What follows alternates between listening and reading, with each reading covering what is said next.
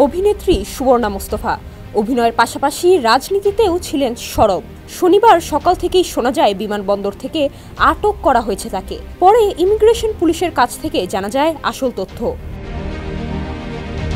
মূলত সুবর্ণা মুস্তফা সকালে থাই এয়ারওয়েজের একটি ফ্লাইটে থাইল্যান্ডে যাওয়ার সময় আটকে দেয় ইমিগ্রেশন পুলিশ। ইমিগ্রেশন পুলিশ সূত্র জানায়, একটি গোয়েন্দা সংস্থার কিছু অবজারভেশন ও আপত্তি থাকায় তাকে দেশের বাইরে যেতে দেওয়া হয়নি। অভিনেত্রীকে আটকের বিষয়টি সত্যি নয়। সুবর্ণা মুস্তফার সঙ্গে সহযাত্রী ছিলেন তার স্বামী নাটক ও চলচ্চিত্র নির্মাতা বদরুল আনাম। বিমানবন্দরে পৌঁছানোর পর দুজনে চেক ইন ও ইমিগ্রেশন সম্পন্ন করেন। এরপর তারা উড়োজাহাজে ওঠার জন্য লাউঞ্জে অপেক্ষা করছিলেন। বোর্ডিং শুরুর ঠিক 5 মিনিট আগে অভিবাসন পুলিশ কর্মকর্তা এসে তাদের জানান সুবর্ণা মুস্তফার ব্যাপারে NSI থেকে পর্যবেক্ষণ আছে, যে কারণে তাকে দেশের বাইরে যেতে দিতে পারছেন না।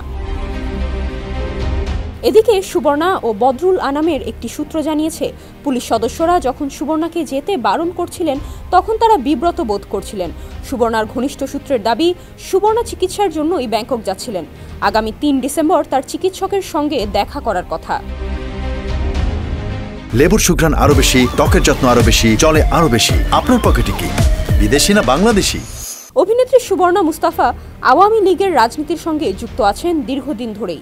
একাদশ সংসদ নির্বাচনে আওয়ামী লীগ জয়ী হয়ে সরকার গঠন করার পর সংরক্ষিত নারী আসনের জন্য মনোনয়ন ফর্ম বিক্রি শুরু করলে এমপি হওয়ার জন্য আগ্রহ প্রকাশ করেন এই অভিনেত্রী। পরবর্তীতে তিনি সংরক্ষিত নারী আসনে আওয়ামী লীগের মনোনীত এমপি হন। সুবর্ণা মুস্তফা 2019 থেকে 2024 সাল পর্যন্ত বাংলাদেশ আওয়ামী লীগের হয়ে সংরক্ষিত মহিলা আসন 4 এর প্রতিনিধিত্বকারী জাতীয় সংসদ সদস্য ছিলেন। ডেস্ক রিপোর্ট, সমকাল।